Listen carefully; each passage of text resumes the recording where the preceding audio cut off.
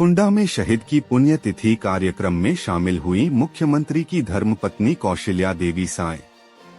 शहीद के जीवन को हमें अनुसरण करना चाहिए। गुंडरदेही ब्लॉक के ग्राम फुंडा में शहीद लोकेश साहू एवं उनके पिताजी स्वर्गीय थान सिंह साहू की पुण्यतिथि में आध्यात्मिक सत्संग समारोह का आयोजन किया गया। कार्यक्रम में मुख्य अतिथि के रूप में मुख्यमंत्री विष्णुदेव साय की धर्मपत्नी कौशल्या साय उपस्थित रहीं। कार्यक्रम में मुख्य अतिथि के रूप में उपस्थित कौशल्या साय ने अपने उद्बोधन में कहा कि परमात्मा द्वारा यह मानव जीवन अपने कर्म को प्रधानता देते हुए जीवन जीने के लिए दिया गया है। जो अपने कर्म को अच्छे से करता है वो अमरत्व को प्राप्त कर लेता है, जैसे शहीद लोकेश साहू ने किया। उन्होंने अपने मातृभूमि की रक्षा करने का अपना दायित्व रूपी कर्म निभाते हुए सदा सदा के लिए अमर हो गए। हम सबको भी इनके जीवन का अनुसरण करना चाहिए कि जिस प्रकार इन्होंने अपने जीवन को देश के प्रति समर्पित कर दिए, उसी प्रकार हम सबको भी अपने परिवार, समाज, धर्म हेतु अपने आप को समर्पित कर देना चाहिए, ताकि जिस माँ बाप ने हमें नाम दिया उसके नाम रोशन करते हुए अपने जीवन को सार्थक और सफल बना सकें। सबसे पहले तो जय जोहार, जय छत्तीसगढ़। और आज कबीर साहब जी का मंच, धर्म मंच, और इसके जो आयोजक रहे वो हमारे स्वर्गीय थान सिंह साहू जी और स्वर्गीय शहीद लोकेश साहू जी। उनकी पुण्यतिथि पर बहुत सुंदर सा समारोह रहा और जो अमरत्व की ओर लेकर के जा रहे हैं उस पे हमारे गुरुजी और संत समाज ने बहुत अच्छा सा आशीर्वाद दिया।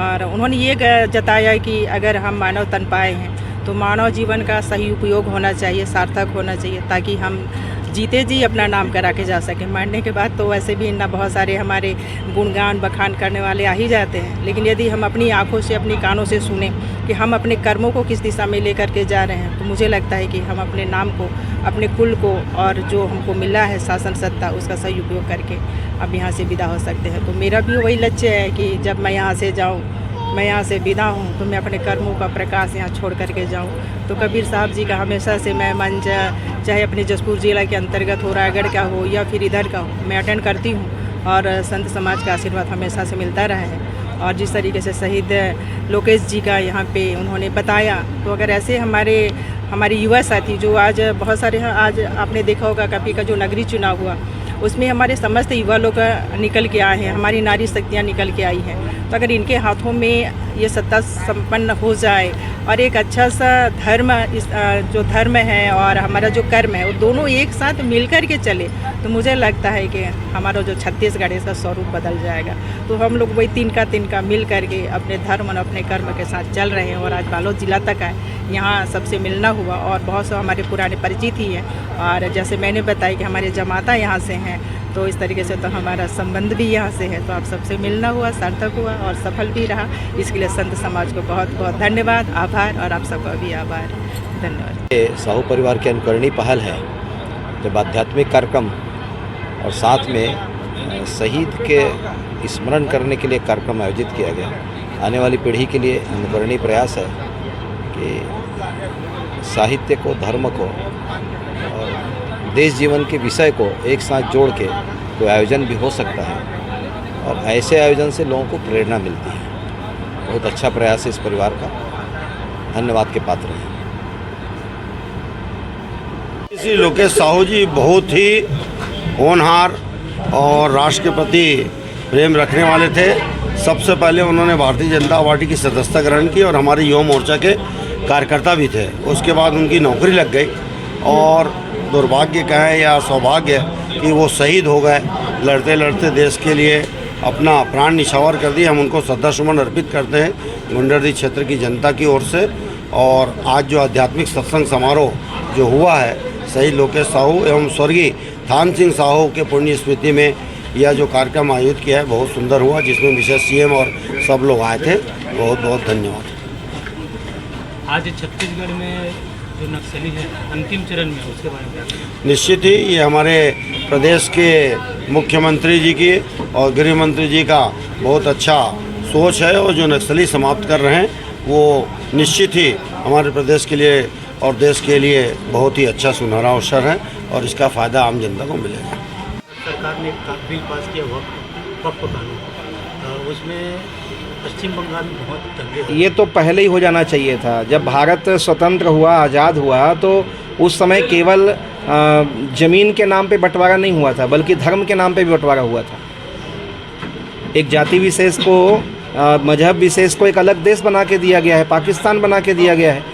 तो आपकी जो संपत्ति है वहाँ होनी चाहिए। आज हिंदुओं को पाकिस्तान से भगाया जा रहा है, उनको कितना प्रताड़ित किया गया, कश्मीरी पंडितों को प्रताड़ित किया गया। मैं 5 बार पाकिस्तान गया हूँ, मैं वहाँ की दशा को जानता हूँ। मैंने कराची में यज्ञ भी करवाया, तो मैं जानता हूँ हिंदू को आज भी वहाँ वोट डालने का अधिकार नहीं है। क्या भारत में किसी मुसलमान का वोट बैंक छीन लिया जाए, वोट डालने का अधिकार छीन लिया जाए तो बचेगा? आज हम उनको अल्पसंख्यक के नाम में कितना बड़ा प्रतिशत देते हैं, लेकिन भारत में रहने वाले सीधे सच्चे मुसलमानों को बरगलाया जा रहा है। तो जो मुसलमान भाई, उनको भी समझना चाहिए कि वक्फ बोर्ड का जो काम है, उसका जो फैसला भी लिया जा रहा है वो आपके पक्ष में है, आपके खिलाफ नहीं है। यदि सच्चे भारतीय मुसलमान बन के रहना चाहते हैं तो जो सरकार नरेंद्र मोदी भी की है उसका समर्थन कीजिए और इस देश में रह के देश के अच्छे नागरिक होने का परिचय दीजिए। और उसके लिए जो दंगे फसाद कर रहे हैं, ये सब गलत तत्व के लोग हैं, ये मुसलमान नहीं हैं, ये पाकिस्तान प्रेरित लोग हैं। उनसे हमको बचना चाहिए, सावधान रहना चाहिए। आपका यहाँ वन हुआ है, किस प्रारब्ध से आपका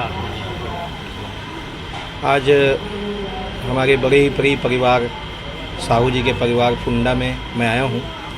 आज से लगभग 30 वर्ष पहले से 1995 से ये मुझसे जुड़े हुए हैं। पाटेश्वर धाम जो कि कौशल्या धाम के रूप में बन रहा है, वहाँ से जुड़े हुए हैं। और स्वर्गीय साहू जी के स्मृति में, थान सिंह जी के और हमारे शहीद लोकेश साहू जी के स्मृति में ये कार्यक्रम रखा गया है आध्यात्मिक संत सम्मेलन का। तो उसमें मैं आमंत्रित रहा और अच्छा लगता है। देश में संत हैं, समाज है और देश के जो सिपाही हैं वो मिल कर के काम करें, एक दूसरे के पूरक बने, तो वही एक भाव था। तो इसलिए शहीद को श्रद्धांजलि देने और अपने परिवार में मैं आया हूँ।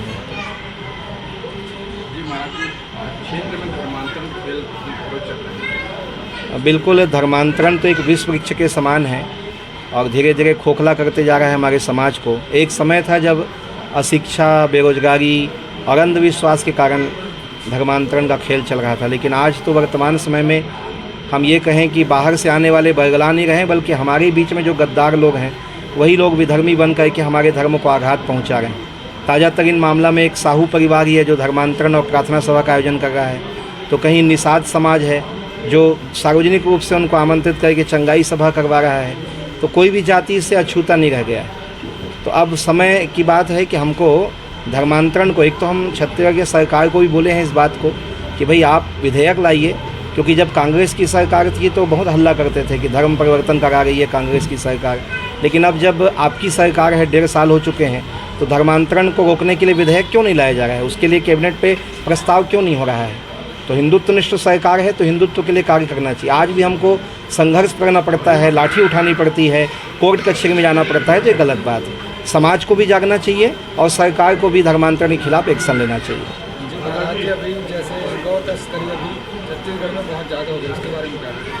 देखिए, छत्तीसगढ़ में गौ तस्करी ज़्यादा नहीं हुई है। अभी किसान स्वयं अब गाय को सड़क पे छोड़ रहा है, वो समस्या ज़्यादा है, क्योंकि तस्करी का विषय एक समय में था और उससे हम लड़े हैं। 1997 से हमने युद्ध किया है इसके लिए, गौशालाएँ बनाई, सब कुछ किया, गौ सेवा आयोग बना, अभी भी मैं आयोग का संरक्षक हूँ। लेकिन अब तस्करी से बड़ी परेशानी ये है कि स्वयं गौपालक किसान अपने घर में गाय को रखना नहीं चाह रहे, और जब तक हर घर में एक गाय रखने की व्यवस्था हम स्वयं नहीं करेंगे और उससे संबंधित कानून और व्यवस्थाएं सरकार नहीं बनाएगी, तब तक कि ये रुकने वाला नहीं है।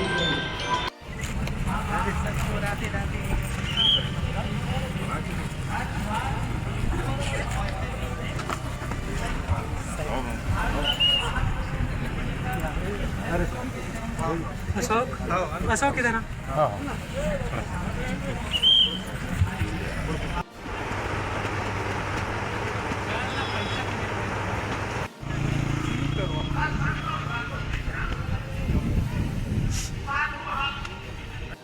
गाड़ी के 2 पहिए स्त्री तत्व सबसे प्रमुख है।